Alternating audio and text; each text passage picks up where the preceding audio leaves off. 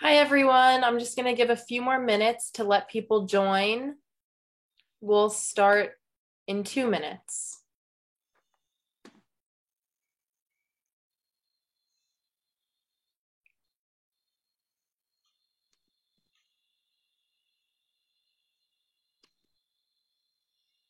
Erin, do you think you should introduce yourself really quickly?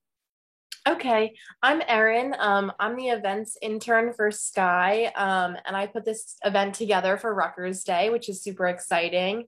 Um, and I'll introduce Tiana, and Shakira in a few minutes when we start. Some people are still joining. Thank you all for coming today.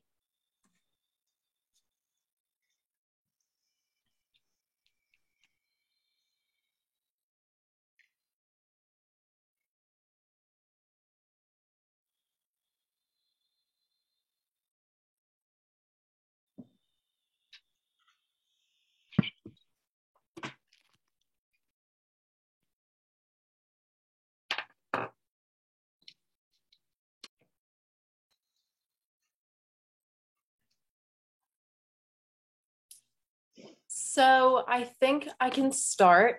So, hi everyone. Welcome to Virtual Rutgers Day and welcome to Coffee and Conversation.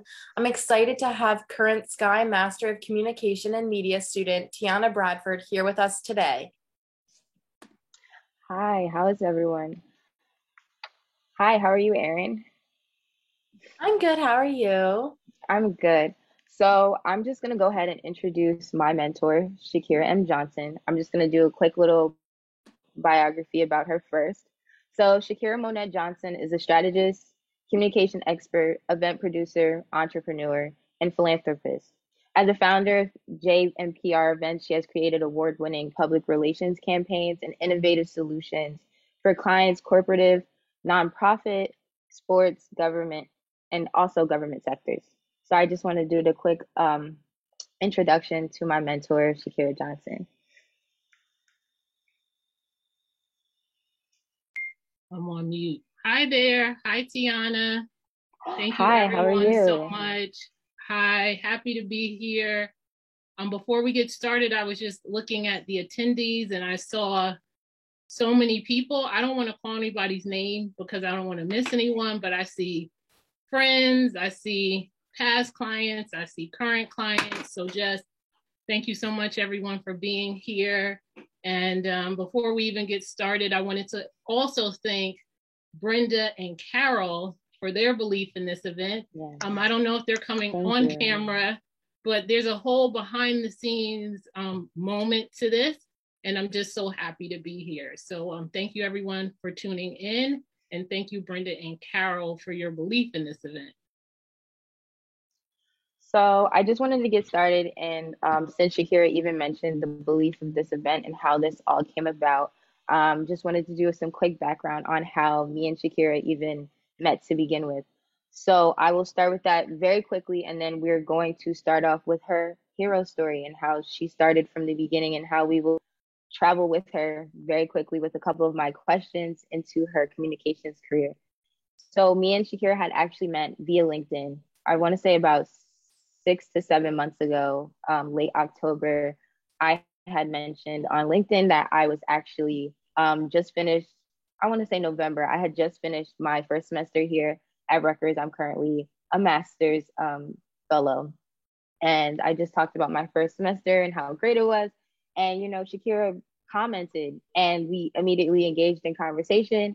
Ended up having our little Zoom tea of our own, and a couple months later, between a relationship with her and Carol, this event kind of just came up about it within just some thoughts that me and Shakira were sharing within each other. So I wanted to start off with explaining how that happened and then get into her hero story, which is how she ended up being my mentor in the first place with the amount of efforts that she's done in the communications field. So I wanted to travel a little bit back to when Shakira was in undergrad. And I know that she had a lot of trials and tribulations, and I wanted to discuss that because those are the key things that matter when you're getting into whatever field you're getting into. So I wanted her to talk a little bit about that and her undergrad process. Right. So we have to start just with a few background parts. So one, respectfully, I'm a naturally smart person, right? So when I came to college, I was relying on my natural smarts to get me through, but Rutgers being as rigorous as it is, that was not enough, right? So what happened is that I, during the first 2 semesters of Rutgers, really was not applying myself. I was definitely attending events and having fun and going to class kind of on the background, like if I could get there, right? These are things not to do, but this is what I was doing. And as a result, I was put on academic probation, I think maybe my sophomore year. And the first semester of my sophomore year, it was finals time. I remember my roommates, and I lived in Silvers on Bush. And I remember my roommate saying, yeah, I'm getting ready to do my finals or something along those lines. And in that moment, I realized I'm going to fail out. I am going to fail out because I am already on probation. And in addition to that, I have not been to enough classes that I'm confident I'm going to pass any of these finals. Right. So I get myself together. I have a conversation with myself. I get dressed and I take the bus from Bush campus to College Ave. And I say, I'm going to go talk to the dean of students about this.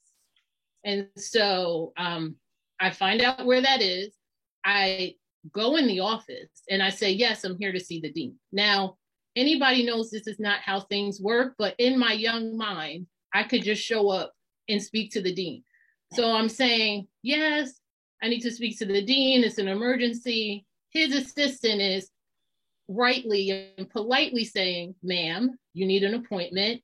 But in the commotion of all of this, who comes out but the dean of students? And he's like, pretty much like, what's going on here? And I'm like, yeah, I need to see you. So he pretty much just goes like just let her in, just let her in. So I go in his office and I tell my story. I say, I'm here, I haven't been living up to my potential. I haven't been doing my work. I go into a whole thing. And he says, it's something about you.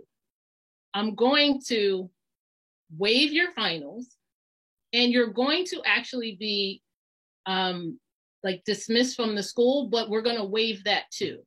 So then you're going to come back second semester, sophomore year, and then you're going to go from there. So literally God was with me.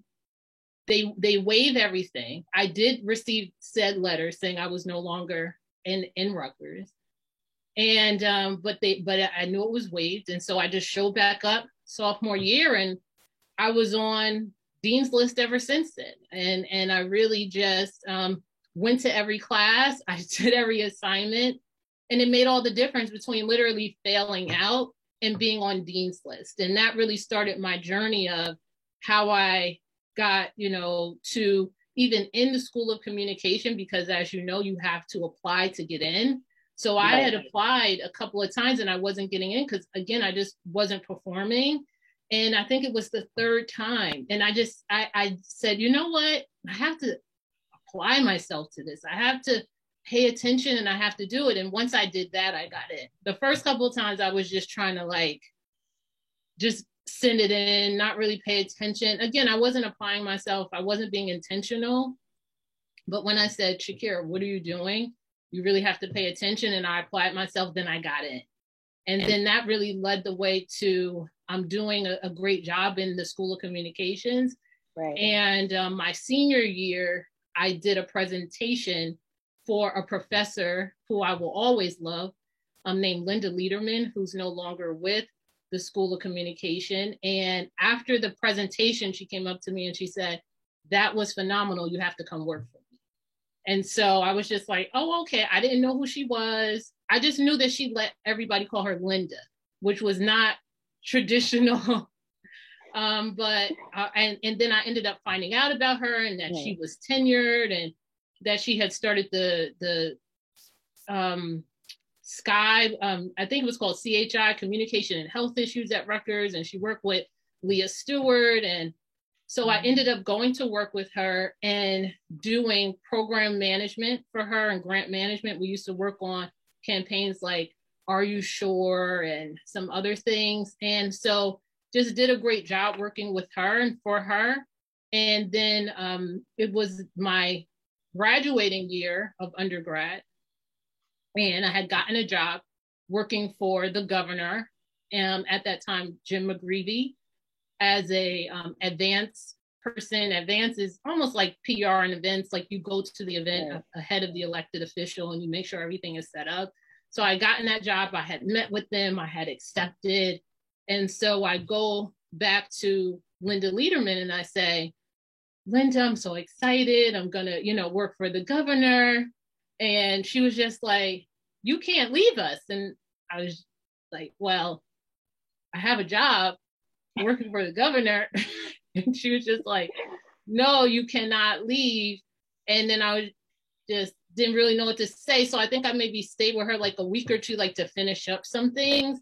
And they ended up having like a dinner for me, like some professors.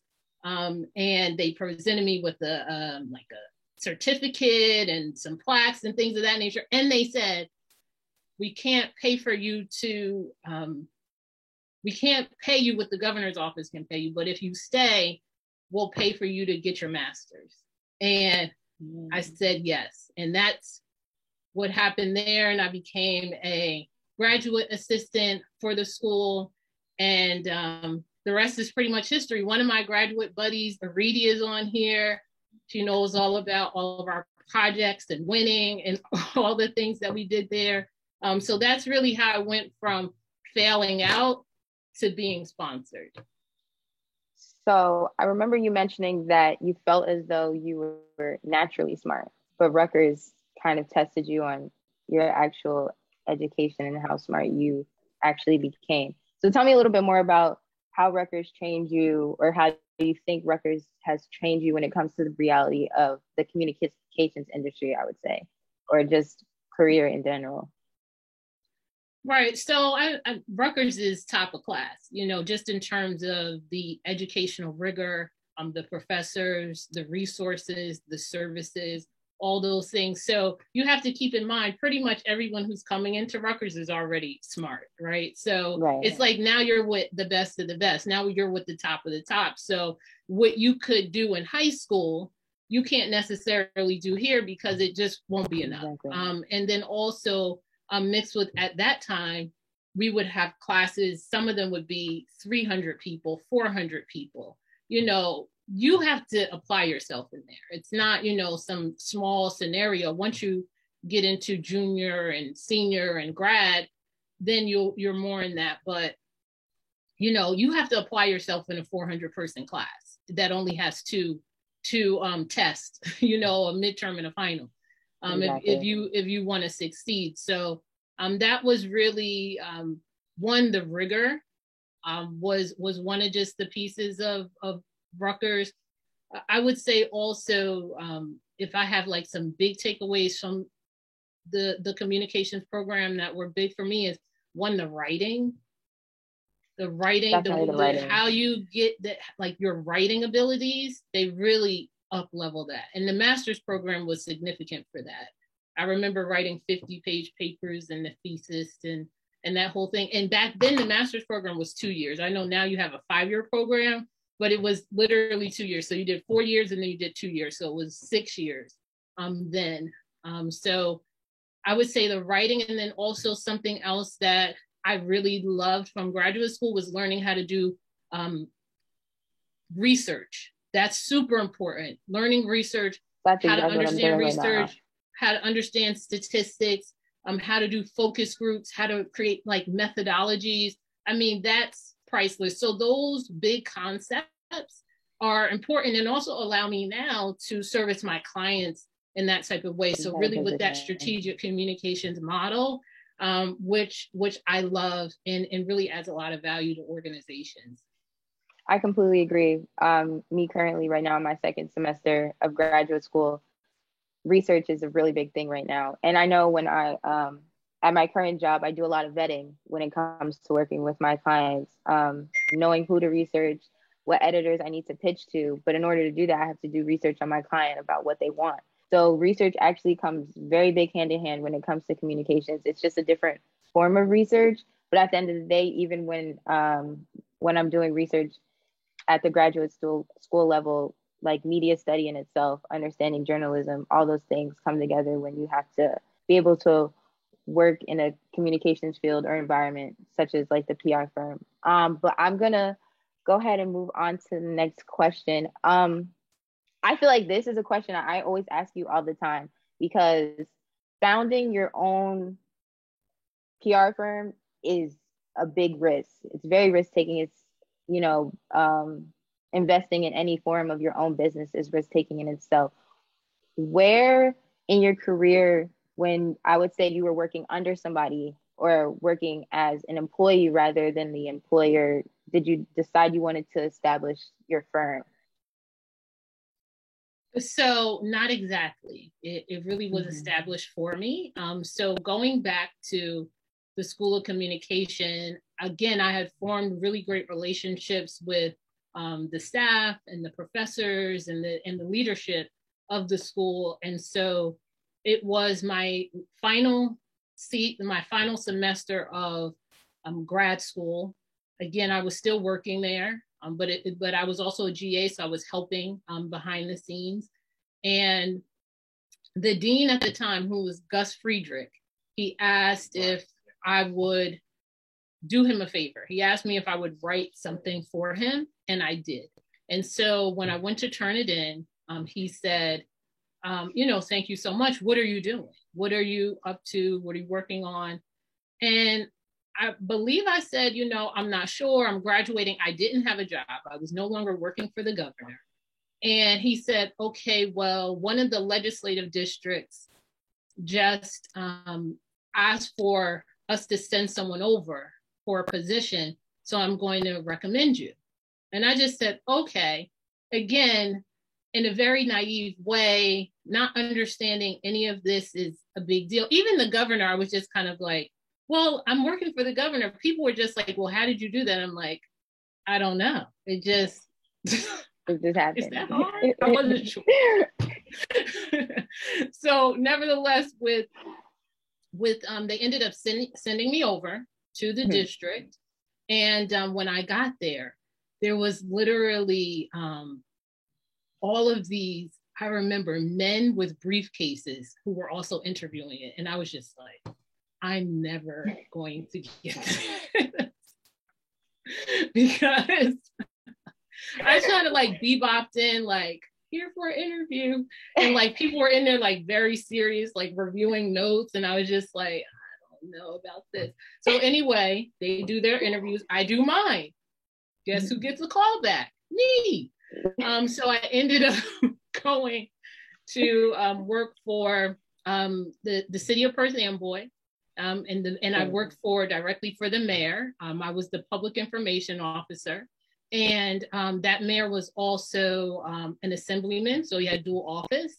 So in that role, really had the opportunity to work with, number one, all the top media, so the AP, CNN, 7, 4, 2, 11, you name it. Brian Williams, we did all that press, as well as the locals, the Star Ledger, the Home News. Shout out to all my press friends, my media friends from so long ago. And it was definitely like a 24/7 job. I had I think a Palm Pilot was the name of it. This was like before, like this was a long time ago. I had a Palm Pilot, and like I would get called all the time on it, between, the mayor calling, my coworkers calling, and the media calling.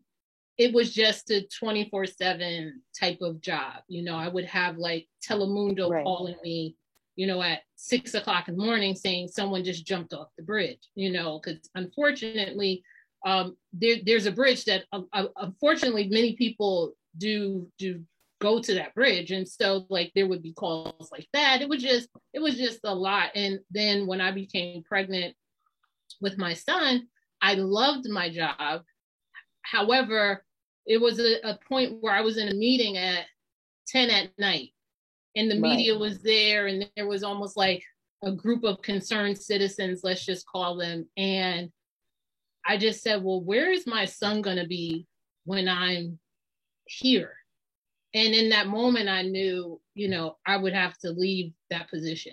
And so I stayed until the end. I literally was doing something called the State of the City. If anyone knows what that is, it's like a State of the Union, but on a local level. And I was writing speeches and planning that. And we could have a whole nother conversation about how all that works.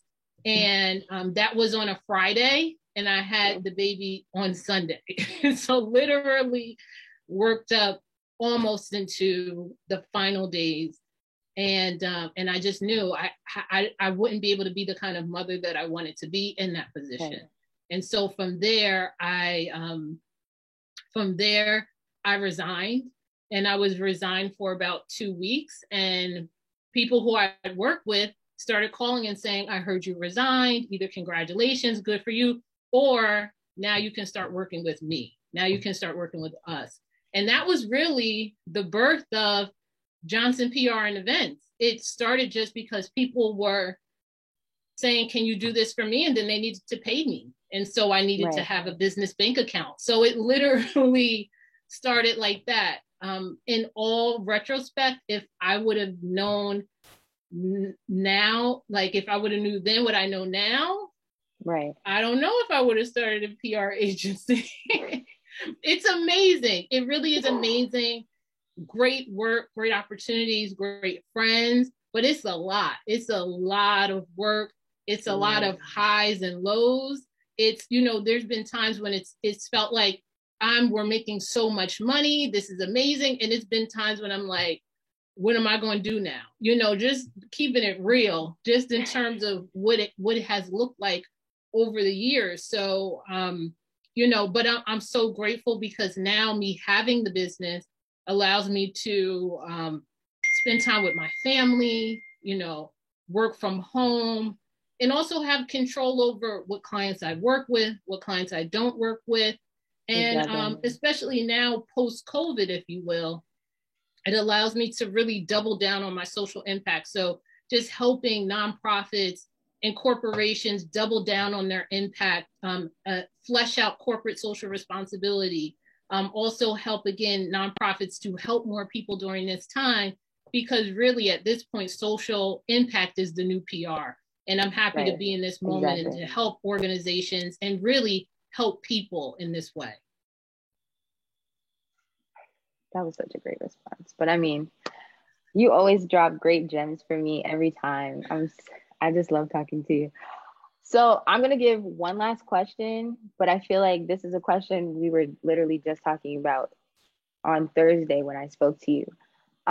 Listening from your undergrad experience, your grad experience, even post-grad, you've always had some form of allyship or networking with someone, whether it's a professor, a dean, and even after that, still it was a dean again, pushing you to keep the job, and that led you to finishing out. So what is your stance on allyship and mentoring and networking? Because I know that's a really big thing when it comes to our industry. And honestly, that's how I ended up meeting you and networking with you. So as far as relationships, it's very cliche, but it's I say I don't have problems, I have friends, right? So it's how do we reach out to people? How do we add value to people, right? So that's also how I really approach it. And it's genuine. I think that's another important part. Right. It's genuine. That's also my natural spirit. How do we add value? How do we pull people in? How do we share resources, right? So for me, I really, in my mind, come from an abundance mindset. So I really feel like it's enough for everybody, right? So for example, I'll use my girlfriend, Aridi. If I'm teaching at Middlesex, I want her to come and teach too, right? It's not like, well, I'm only here. It can only be me. I'm not going to tell anyone. Like, I feel like there's more than enough for everybody and to pull people in. And I've always also been excited to work with different people. So say, for example, if, even one of my past clients, the Calais Foundation, and I see Jennifer on here, thank you for tuning in, they actually ended up saying, well, we want two of you to work together. Now, somebody else might have said, well, I'm never going to do that. I only want to be by myself. But I looked at it as an opportunity to learn, to grow, and together we ended up creating amazing campaigns because, you know, the synergy of the two minds. So I think one is just realizing that there's more than enough of everything to go around. We don't have to be selfish or hoarding of anything. We can always support, make the introduction, add value to other people, because the way that my God and the universe works, that comes back to you. You know, even just look at this scenario here with us. What people don't know is that actually Carol had asked me to be featured for the School of Communications last year in 2020. And it was a story, and that was phenomenal, the idea of a story, but I ended up turning her down. And the reason why is because I said, it's COVID, people are dying, and I can't like be having some puff piece out about me right now. And Carol, if she's there, she knows this is facts. And so I said, you know, let's really think about what's going to have meaning, and then let's do that, right? So I think that's another piece, like what adds value and what does meaning. So now fast forward to me meeting you, having conversations, and what did I say? I was like, oh, the school asked to do something on me. Maybe we could do it together, right? You did. Right? Like,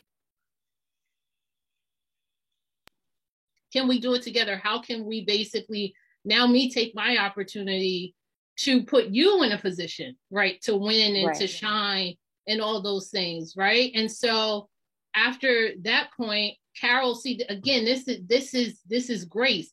Carol ended up, no, I thought, okay, is it Black History Month? No, it's not Black History Month. Is it Women's History Month? No, it's not Women's History Month. It's Rutgers Day. What? Rutgers Day?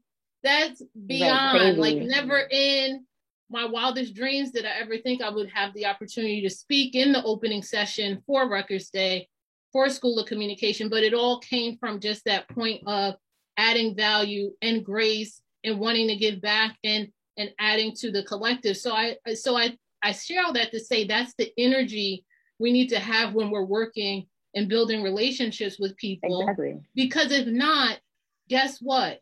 Fancy people can tell, right? So because they have everybody trying to talk to them, trying to work with them, trying to get in there, all those things. So they can tell if you're not genuine, right? And so for me, I would say that's one of the biggest steps to relationship building is being genuine, not going into it saying, what can I get out of this person? How can they benefit me? But more or less, how can I add value to them?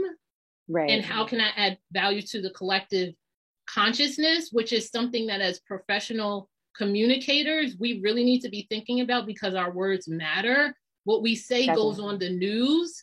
People don't realize we're the ones writing that. They don't understand we're the ones writing the quotes. They don't understand we're the ones producing the stories.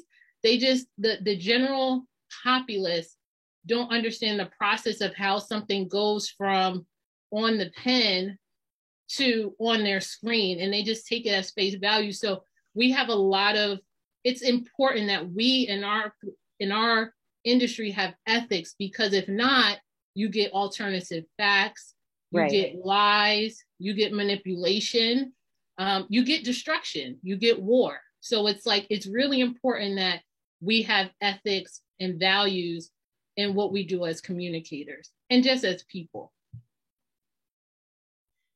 Honestly, like I said, I'll always piggyback to what I've been learning in school.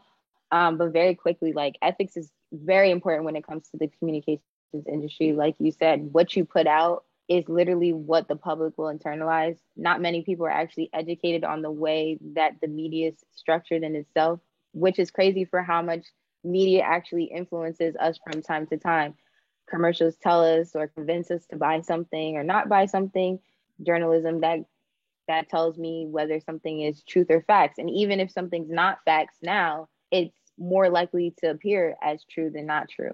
So I think those things are very important, that when it's coming to networking with other people, being your most authentic self is very important, because like you said, the fancy people can always tell who's fake. And it's just like, you just want to be able to react to somebody and have that type of relationship anyway if you want to move forward into an industry that, you know, you've invested a lot of time and money into. I'm going to ask you if you have any questions for me, because we had this conversation. So I'm going to open the door for you to ask me a couple questions. So, let's see. What encouraged you to start posting on LinkedIn? Because that's a boss move. LinkedIn is the best social media. I know there's a lot of other there's a lot of other social medias, but in terms of career and business, it's LinkedIn for me. So I mean Clubhouse. And follow me on Clubhouse. Anybody on here with Clubhouse? But you know, it's LinkedIn for me. So when did you start your profile? What encouraged you to start posting? Okay. That's a really intensive question. It's not intensive, but it's funny. Okay, so I basically started my LinkedIn, I would want to say sophomore year of college. I previously attended another institution prior to me transferring to Rutgers University.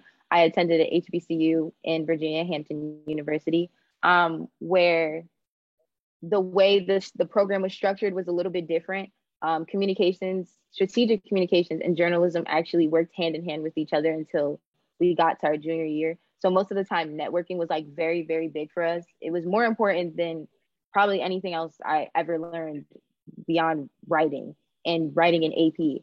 So with that being said, that's when that started. And, you know, I don't really know how the whole thing of me posting kind of came up. I just thought it was weird that I only really used LinkedIn to like update when I would get a new job or when I would finish an internship, but I never actually talked to anybody. But there's like so many different interactive tools, just like any other social media platform, for me to be able to do that. And then on top of that, it was actually ironic because I don't really post about any of my accomplishments on my personal social media when it comes to anything that I do, whether it's, which is odd because I obviously work in communication, so I should publish more of my accomplishments, but I don't. No worries. I don't. So one day, you know, I was just like, okay, I mean, this is my first semester of grad school.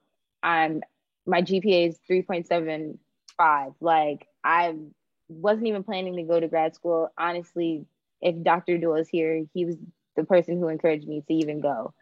Because I was going to be done at that point, but the dual degree, and he was just like, you know, why don't you just try to get into it? And I wasn't really, I've never really been a big school person, which is ironic because I do well in school. I just never really thought it was for me because I'm not really great at science.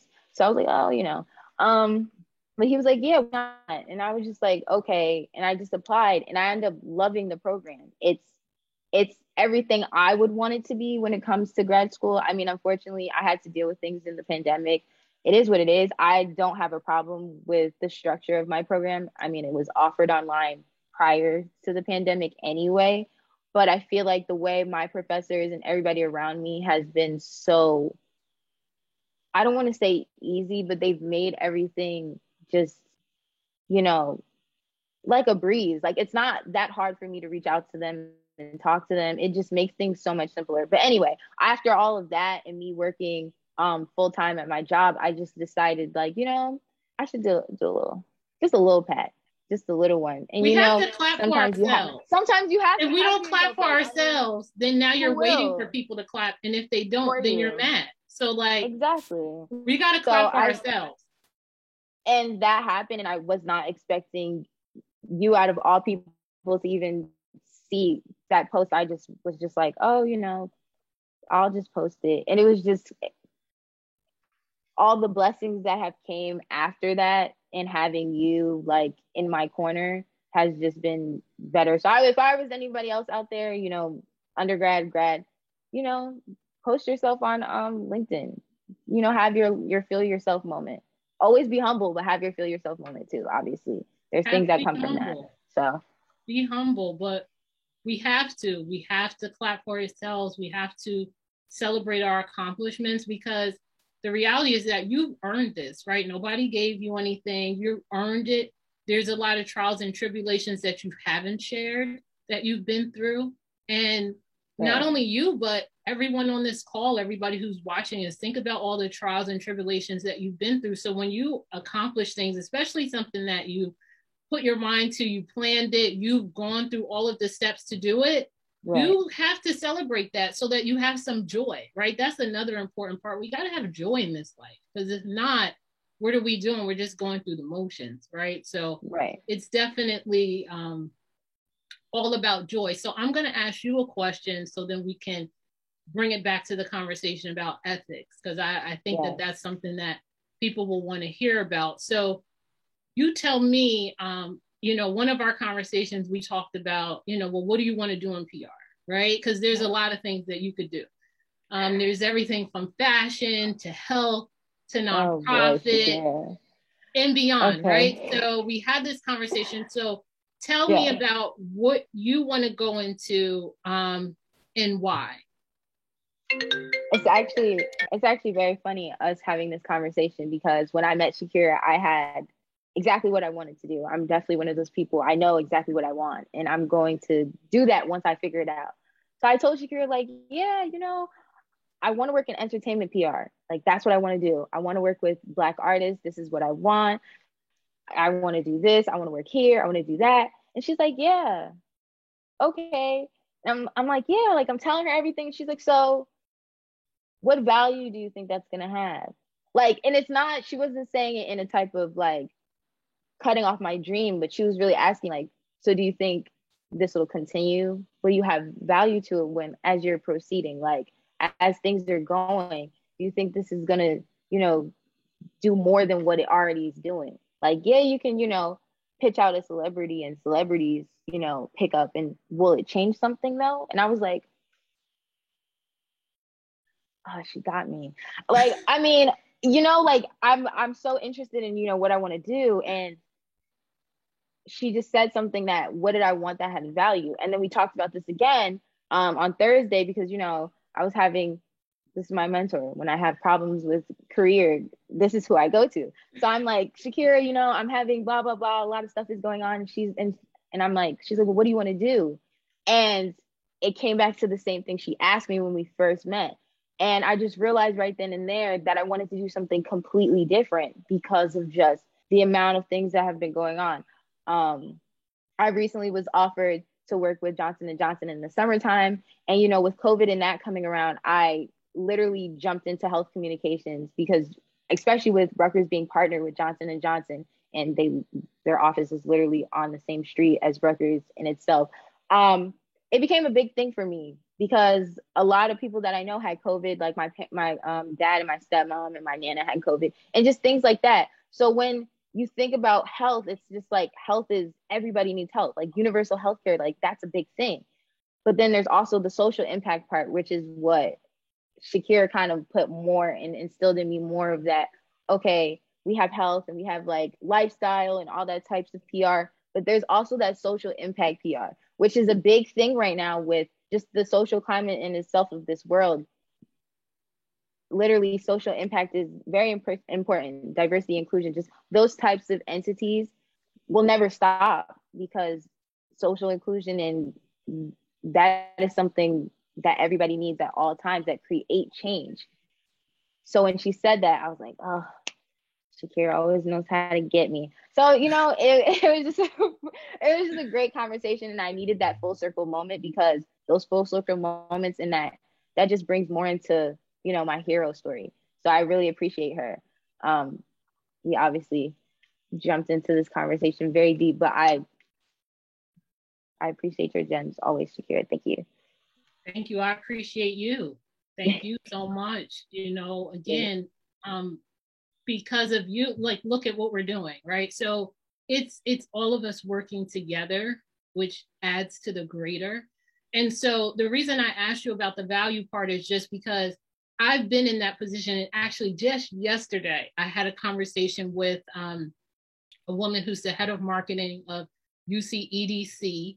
And long story short, she was talking about how she had her dream job, right? And I won't spill too much of the beans, but long story short, she got her dream job and it was not what she thought it was going to be. So I say all that to say that sometimes we're going after things that look away, but it's when you get it, it's not there, right? Because we need to have meaning and value. That's me at this point.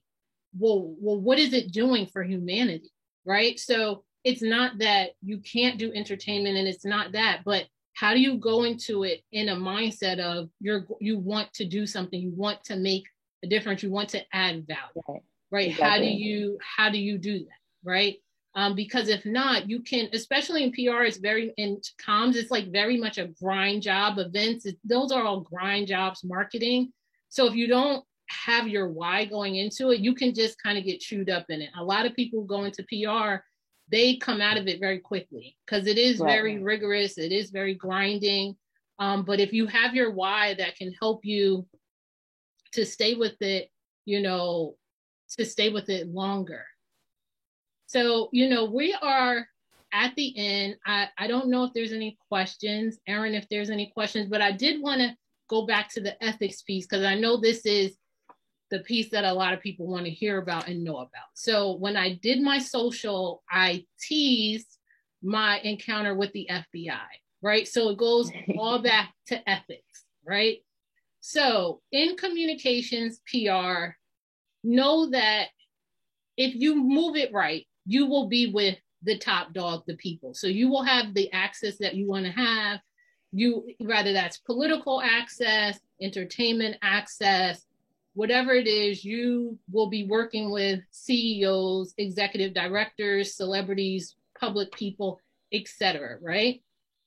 So I was in a position where I was working, again, in government and had a lot of access to a lot of things that people traditionally do not have access to. However, in my heart, I knew that it probably was not the best thing for me to participate in. That being said, at that time, and it's public record, so I can speak about some of it, my colleagues were involved in different extracurricular activities, right? That I wasn't fully involved with, but guilty by association, right? So long story short, the elected official that I worked for at the time was being investigated by the FBI. And that's a whole conversation into how all those things happen. But in the process of that, I was surveilled. My bank accounts were monitored, et cetera. I didn't know any of this was going on until literally one day, it's about 5 o'clock in the morning, and I hear a loud banging on the door, right? So my husband is pretty much like, what's going on? So he goes downstairs to open the door. I have 2 young children. They're probably like both under 2. And he comes back upstairs and he goes, it's the FBI. And I was like, what? It's too early for jokes. No, it's the FBI. So I get myself together. I might have even had the baby in my arms. And I go downstairs and they're sitting in my living room. And they proceed to question me about my activities, about my comings, my goings. They had all of my bank statements. They had all my records. I think they even had pictures. This is another tip. If the FBI comes to anybody's home or is investigating anybody here, don't lie. They have all of the information. By the time they come to you, you have already been being surveilled. Just know that, just as a gem, so that you don't start lying. Hot water. So at that point, they were basically noticing some activity in my bank accounts that they thought may be connected to political matters. And long story short, I had to end up testifying in a federal case that the media covered. It was a whole long part and ordeal of my life. And 5 of my coworkers went to federal prison. I did not. But the long story short is ethics, right? Again, you're going to have access to buy property, get this, do that, work again. You're going to have that access. but Right. how do you move in that space? How do you, and just because everybody is doing it doesn't mean that you're going to do it or you want to do it. And just also understanding that just because everyone is doing it doesn't mean that there won't be consequences. So just keep your integrity, keep your ethics, because that's going to carry you a long way. And in my case, keep me out of federal jail. So there's that.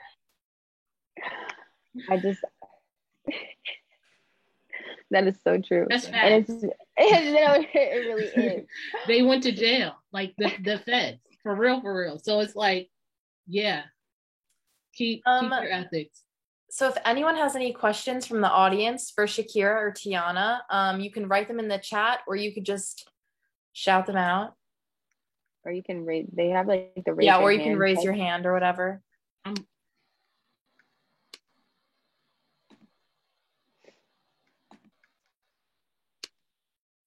Any questions? Hi, Kristen. Hi, Agnes. Hi, Barry. Hi, Jennifer. Hey, good morning, ladies. How are you? Good morning, Keith. Wonderful. Listen, I don't have a question, but I do have a comment. And it is, I'm going to pull over. It is a wonderful thing that I'm singing when I'm seeing a person like you, Shakira, take someone like my daughter, Tiana. OMG! Yeah, that's my dad. Yes. Mr. Bradford! And hello, how are you? And I was driving, so I'm a big crybaby, and I didn't want to cry, and I was like, wow, this thing is so wonderful to see the collaboration and how, you had the opportunity, and then you collaborated with Tiana and came up with this piece, and everybody that's involved. It was wonderful. I learned so much. I don't even know anything about communication, but I was like, man, maybe I can get in there and do some communicating. But listen, thank you so much. It was a great time that I'm sitting here and I was driving. I had to pull over a couple times. But wow, just all the things that you've done and all the things you've shared. What an amazing story, and what an amazing time I had. And I thank you. I mean, and on Rutgers Day, I like Rutgers, and actually I love Rutgers. And Rutgers Day is a big thing. I work over in Highland Park, and Rutgers Day is a big thing. So, and to see you guys on opening day is craziness. So again, thank you. Dad. You guys did a great job. I got my pastor on, and yes. I got her auntie, Elder ABH, Elder Andrea's on. And look, we are like excited to see. So anyway, I'm going to get off, but thank you so much. And thanks, Dad. You've done a good job. Thank you.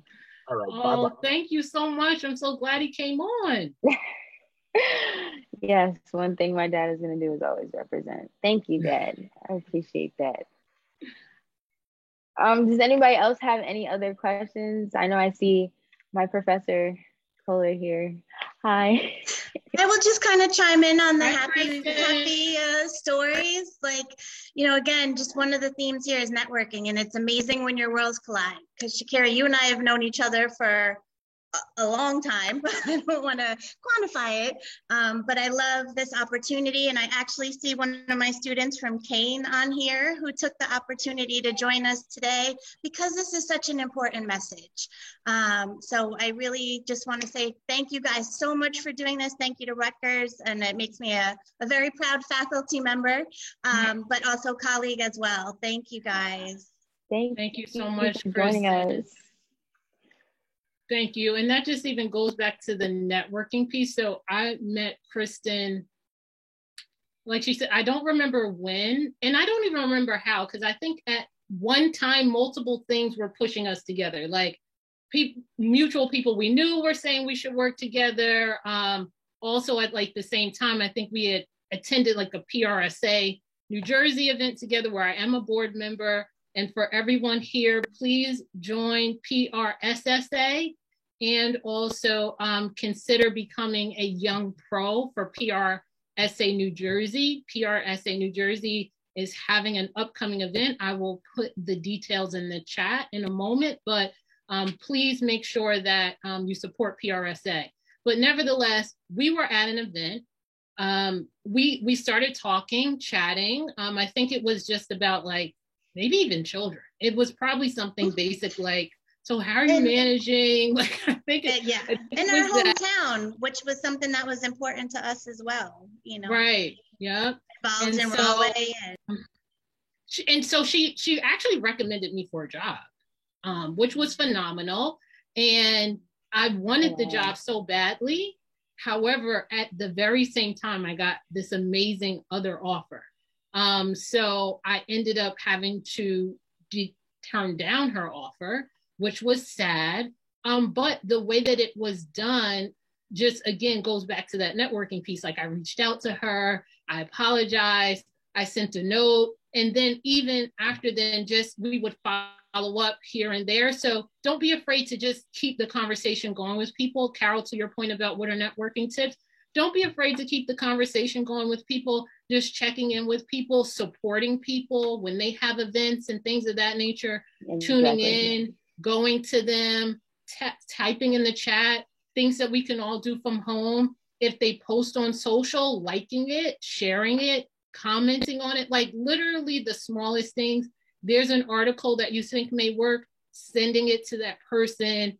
There's an introduction that could be made, sending it to that person. There's an event that you're having or that you're attending, inviting that person. I think there's even been a couple of times I invited Kristen to some things like, oh, do you want to go to this? Or do you know? Even if the answer is no, it doesn't matter. It's just about just keeping that conversation going with people so that when you do then have the ask, you've built up enough social capital, if you will, with that person and enough relationship that you can have the ask without it just being, you know, give me, do for me, you know, right off the bat. So, you know, I would say those are my networking tips. And don't be shy, and don't, and understand everybody is on the same level. Again, going back to being in this field, you're gonna pretty much meet the who's who. I've met and worked with the who's who. They're a person. Don't fan out. Don't, don't cry. I mean, unless they've actually saved your life. Just keep it regular. They're just people. They're just people who have created a system of success, and you can maybe glean from that. But, just recognize that they're a person, and most times in whatever situation they're meeting you, they need you to be a professional and they need you to do your job. So whatever that is, just keep that in mind. I see we have another question. Hi, Jacqueline. From Jacqueline. It says, how do you find your why? I heard this, actually, it's funny. I've heard this really great small, I guess it's a pun or a quote, where if your why doesn't make you cry, it's not your why. So I feel like I've used that for why I do the things that I do, or the type of ambition that I need to get myself places. My why is really, honestly, for me personally, my family. As you can see, they're very supportive of me, love them dearly, but my why is them. So when it comes from why I need to get things done, I'm a first generation college student. So that makes me want to pick up the pace about what I'm going to do with my degree, because a degree is a piece of paper if I don't apply myself to anything. To me, at least, it's always going to be there, but I want my degree to actually continue. I want to be able to use my degree for something that I do in the end to build myself a career. So with short, make sure why just makes you cry, and it's your go-getter all the time. For me, that's how I understood what my why was. You have anything? I would add to that, pray. That I have to go from there. Yes. Pray about it. Really just be quiet. Think about it. I've really found my why more after a lot of trial and error. Sometimes, you just want to, be 20 and be like, I've got it all figured out. So that didn't happen for me at all. But it was definitely a lot of lumps, a lot of getting things wrong, a lot of crying, not because it was my why, but because I had messed up, did something wrong, whatever, just things didn't go right. And so just having those quiet moments and really taking time when things don't go right to reflect and really think about why, what went wrong, what are the lessons, if you do that enough times, you'll start getting to what drives you, what's important to you.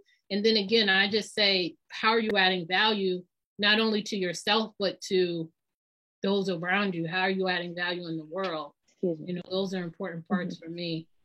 Hi, Sarah. I see you on. Carol, you asked a question. I'm sorry. Would you say, Tiana? We just said the same thing. No, it's fine. Yeah, Carol asked a really good question. What are your tips for being successful as Rutgers students? I'll speak from a more, I don't want to say modern, well, a current time period, because I currently still attend Rutgers.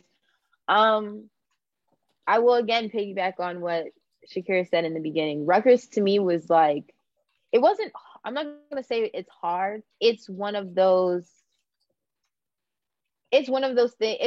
institutions where you will have a classroom of 400 kids. You have to make yourself known. I transferred from Rutgers from my sophomore year of college.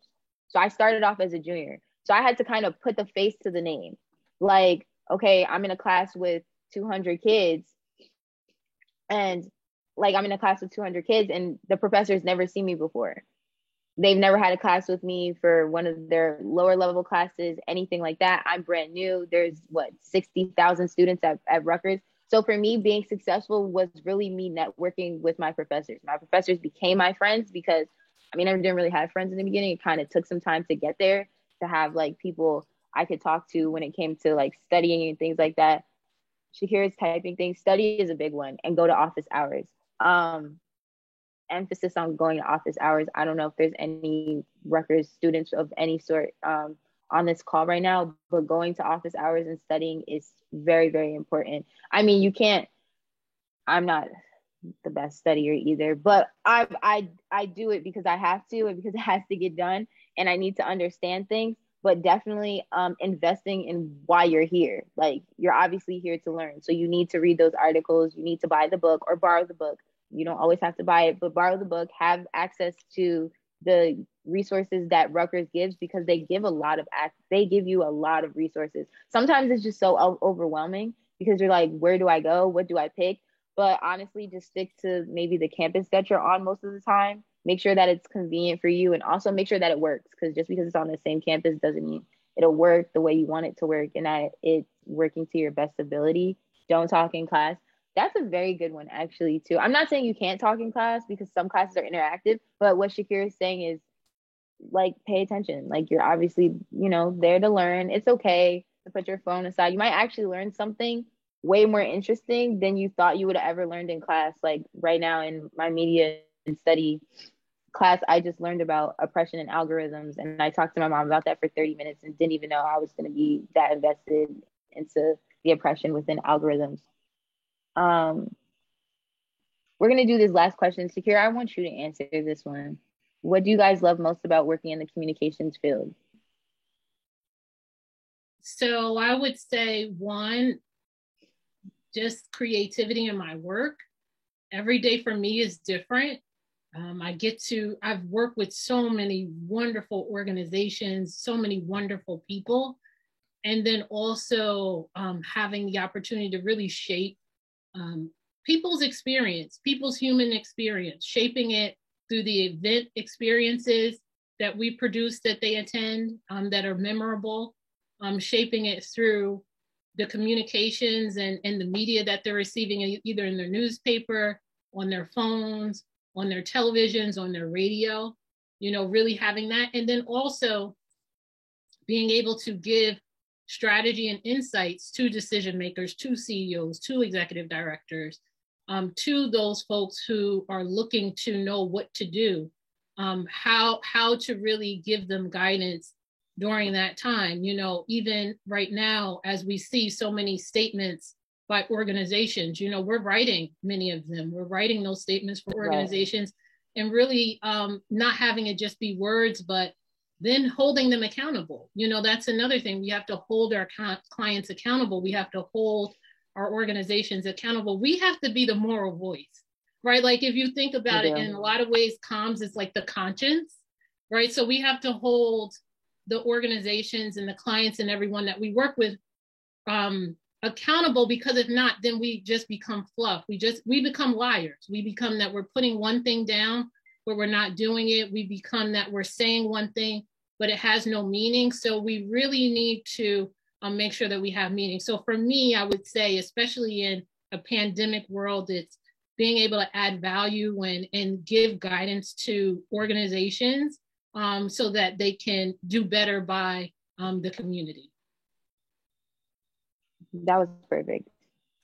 That was a great